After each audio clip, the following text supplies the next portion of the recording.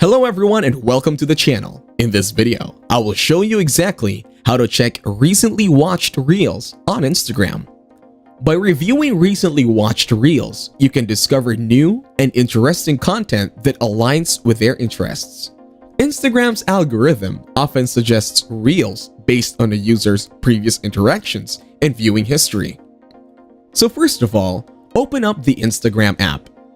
After getting into your Instagram account, tap on the Reels icon from the bottom bar. Then, you can watch different reels from here. Instagram Reels can feature educational or informative content. Checking recently watched reels allow users to review and learn from content that provides valuable information or insights.